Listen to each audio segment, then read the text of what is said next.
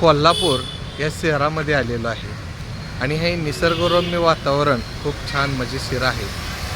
आपल्या भागातलं हे सर्वात मोठं कोर्ट आहे मुंबई हायकोर्टाची एक ब्रँच आहे मुंबई कोल्हापूर. त्याच्या समोर आहे किती छान झाड आहे बघा,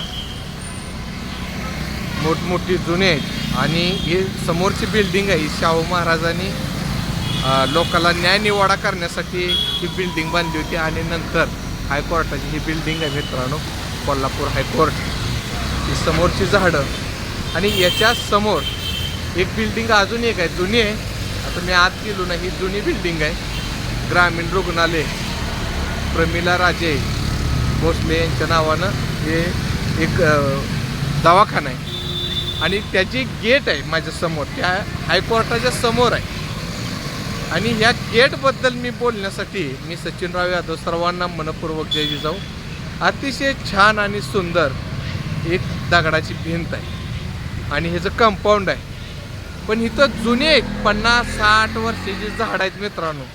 या झाडाला त्रास झाला नाही पाहिजे एवढी ॲक्टिव्ह बिल्डिंग आहे आणि त्याचे कंपाऊंड आहे.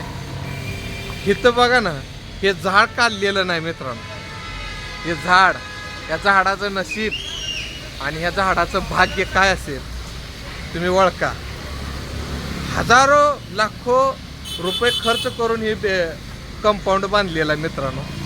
पण हे आंब्याचं झाड आहे, हे आंब्याचं झाड आहे मित्रांनो.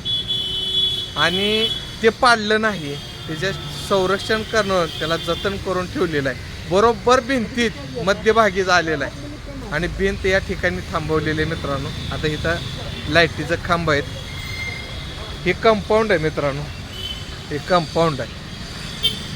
इथंच थांबवलेलं आहे, गेट आहे इकडं. हे छत्रपती प्रमिला राजे सर्वोपचार रुग्णालय कोल्हापूरचं आहे. आणि या ठिकाणी ह्या झाडाचं किती संवर्धन केलं आहे. एका 10 मिनिटात मशिनीच्या साह्यानं पाडू शकत असतो मित्रांनो आपण.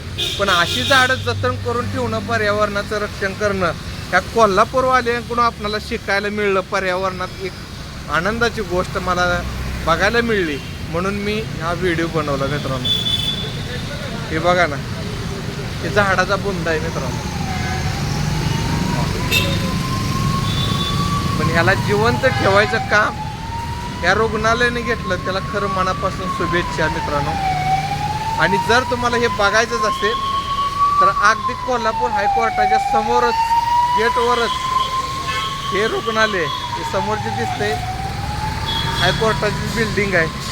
आणि पुन्हा एकदा तुम्हाला दाखवतो या रुग्णालयाची कंपाऊंडाची भिंत. अभिमानाची गोष्ट आहे मित्रांनो.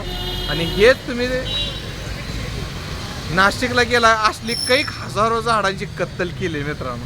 आणि ह्यांनी एका झाडाचं संवर्धन केलं.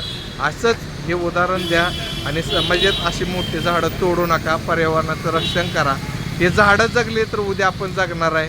आणि पर्यावरणावाली प्रेमी लोकांना एक आनंदाची आणि समाधानाची गोष्ट मला आवडली हे दाखवण्यासाठी मी हा व्हिडिओ बनवला आहे. तुम्हाला कसं वाटला शेअर करा, कमेंट करा, लाईक करा. पुन्हा एकदा सर्वांना मनपूर्वक जय जिजाऊ.